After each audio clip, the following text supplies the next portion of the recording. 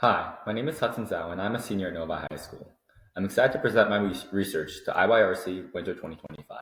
My research was conducted in spring to summer of 2025 under the Pioneer Academics Program with my mentor, NYU Professor Colette Mazzucchelli.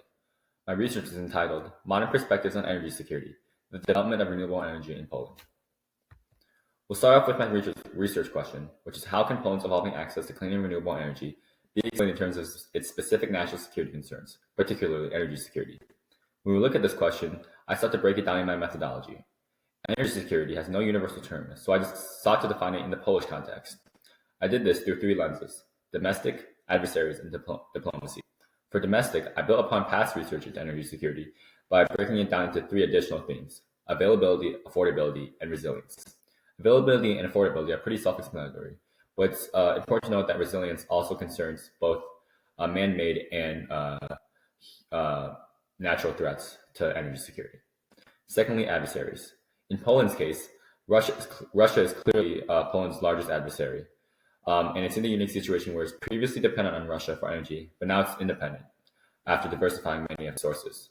So Poland's going to be looking for that sustained independence from Russian influence. Finally, diplomacy.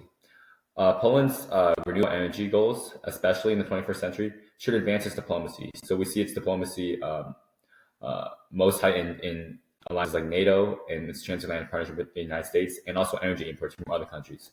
So Poland can use these renewable energy developments to address its current concerns with diplomacy. It's also important to note that this is not a strict division between these three lenses. They have overlap, but this is just the way I framed it within my research to make it easier to analyze Poland's energy situation. Again, as I mentioned before, Russia is the greatest threat to Poland, and it's considered an existential threat by the Polish people. Russia in the 21st century has been exerting influence on various European nations by building pipelines throughout Europe, such as Nord Streams. And it's also its involvement in the Russo-Ukrainian war has also heightened tensions across Eastern Europe. Also, Poland's dependence on external sources for other sources of energy, most notably oil from the Middle East, is a factor in Poland's national security concerns, as it wants to reduce dependence at all from other nations for energy. Finally, renewable energy. Renewable energy has the advantage that it increases control of domestic production, meaning that Poland can produce all the energy it needs in-house through renewable sources without any reliance on outside sources. But again, it does require major investment into the upfront infrastructure needed to produce energy from these sources. So we'll dive into some of the literature review and the historical background I did in the research paper. So we're first going to start with the history of Poland and its national security concerns. So Poland's history is defined by historical, ideological, and military subjugation to Russia. And I'll give one example of a historical duality I noted in my historical background. So in the past, when Poland was under the Iron Curtain, in situations where it would attempt to resist Russian influence, for example, in 1956, the Polish October uprising against the Stalinist influence in Poland's government, Russia would just threaten to send in the military and send to upend the threat and put it down. Now we see today that Russia, instead of threatening to send in the military, they're rather just threatening to cut off the gas, as they did with Ukraine. So it's interesting to know how Russia's means of influence has changed over the years and what has become more strategic to them. Secondly, coal. Coal is the most abundant natural resource in Poland, and also has strong union tendencies. So unions in Poland are Polish people have a strong traditional affinity towards unions because unions have played a historical role in Poland's government and in Poland's culture. The end of communism in Poland was a result of the largest union, Solidarity. So it just shows that it's going to be even more difficult for Poland to shake off these outdated energy practices like coal because of these union traditions. Finally, the Poland-Russia relationship today. So there's a conflict between Poland's Western goals and the Russian sphere of influence. Poland's foreign policy strategy in the 21st century has been to align itself with these strong Western allies like the United States and Western European states through alliances like NATO, but it's also been trying to exert influence over the weaker Eastern and Central European states that surround them. This is kind of a two-headed coalition against Russian influence, but it is perceived by Russia as a threat to Russian integration because they're double dipping into both the Western alliances as well as the nations that border Russia. So Russia is all trying to influence these same countries through political bodies like the Commonwealth of Independent States. So we see how that's resulting in Poland's current energy situation here. a slow reduction of coal over the past few decades, and Poland's share of renewable energy just slowly increasing in the gray here. So we'll look at Poland's renewable energy plan now. It's defined in the Energy Plan for Poland until 2040, which was passed in 2021 by the Polish government. It's based off 3 pillars. Just transformation is on the left here, is the equity-based pillar. So it's ensuring that Poland's renewable energy transition does not leave one specific group of people particularly disadvantaged, and it provides equitable access for everyone. The climate-centered goals, such as decarbonization, aligning with the EU Green New Deal, and those net carbon zero goals. And then finally, good air quality. This is the public health centered goals centered around reducing emissions and ensuring that renewable energy transitions have a positive health effect on the Polish people. So we see how that's resulted in some of the developments over the years.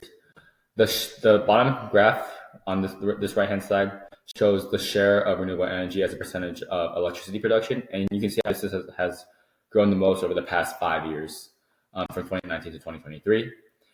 In terms of where that energy is coming from within renewable energy, you can see in this top graph on the right-hand side that most of this energy is coming from sources like wind and solar energy. So this is the amount of production in gigawatt hours that these sources have made, and you see this light purple bar graph has slowly increased over the years, as well as this gray bar. So how has this contributed to Poland's energy security? Well, short-term growth has supported the diversification of Poland's energy sources. After the beginning of the Russo-Ukrainian War, Poland was forced to diversify away from Russia. So these wind and solar sources of energy allowed Poland to look for more partners to import oil and gas from, and it became a temporary alternative during these times. But the larger contribution to short-term energy security, in my opinion, is a societal perception one. So we had this historical duality, or historical situation that Poland finds itself in, where it's constantly been subjugated to Russia's influence. It's constantly been under the Soviet Union or Russia. But now we see that Polish people are seeing more and more of these advanced technologies in their day-to-day lives. In this bottom graph, left-hand side on bottom, this is a graph of solar microsystems installed in Poland in 2021, and it's just exploded over the past couple of years. And these are the solar panels you will see on homes and businesses, so some things you would see in your day-to-day lives. And on the right-hand side, you can see that many Polish people, most Polish people rather, would bear the cost of reducing their carbon emissions to reduce climate change, and would support government intervention for renewable energy projects. So this just shows how Poland is slowly building this perception of independence and its ability to build these advanced technologies, as opposed to these outdated practices like coal. So this really provides the foundational support for future long-term growth of renewable energy that may require greater investment. In terms of long-term growth in EPP 2040, they know offshore wind energy and nuclear as two big sources of renewable energy. So the long-term plans for offshore wind energy and nuclear energy provide a multifaceted, self-sustaining model for energy security. On the bottom left-hand side of the graph, you can see that this is the projections for how Poland's nuclear, various scenarios of how Poland would pursue nuclear energy, and if Poland pursues the most aggressive nuclear energy strategy, as in green, it will reduce the total cost of electricity generation here. Another source, again, is offshore wind energy. So these are the wind turbines that are built in the sea as opposed to inland. So these are anticipated to make up over half of Poland's energy production. Nuclear is anticipated to make up 27% of Poland's energy production. So in total, together, these will reduce electricity costs, as in this graph, as well as being in two vastly different sources with nuclear power plants inland and offshore wind farms in the water. It's just harder to attack, even from a natural disaster or even from a military attack coming from a different nation. We have different areas of production. It's hard to attack, and we're building a sustained independence energy system. Secondly, foreign investment. So you can see on this bottom right-hand graph here, these are future offshore wind farm projects in Poland, and they're attracting considerable investment from countries like the Netherlands, Denmark, Canada.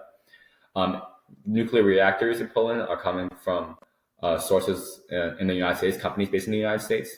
So these investments in long-term energy projects strengthens Poland's diplomatic relations, generating a stronger coalition against present-day threats. So again, Poland's using its a need for renewable energy to address its current concerns as well at the same time. So it's not just spending money on this renewable energy, it's getting to net benefits out of it. So we'll conclude with how Poland will address this in the future. It's clear that renewable energy and the development of it is a developing process. It both has both short-term and long-term implications for the future of Poland's energy grid and security concerns. So these technologies will change in the future as well as new technologies get added and discovered. So it's important that Poland continues to monitors it to ensure that the present and future goals are accurate to what it needs and what it will need. In terms of security concerns, it's clear from our study of Poland's historical background, that Russia is not going to go away soon. Most of Poland's national security concerns have been shaped by historical continuities with Russia and with the influence of Russia. So Poland is going to have to build the sustaining independence as we keep going back to, as well as a system of energy security that can withstand things like regime changes, both domestically and foreignly. And it's clear that Russia is going to continue to evolve by using different methods of influence. So Poland's going to have to continuously adapt to respond to these methods of influence. And finally, when we combine both of these together, we're looking at a dynamic policy for energy security. So a constant reevaluation of its renewable energy and its national security goals to adjust to an ever-changing technological and geopolitical landscape. There's no doubt that Poland is situated in one of the most tumultuous areas in terms of geopolitics and in terms of conflict. So Poland is going to have to pursue this dynamic strategy if it wants to be successful in the future and build a strong basis for renewable energy and national security.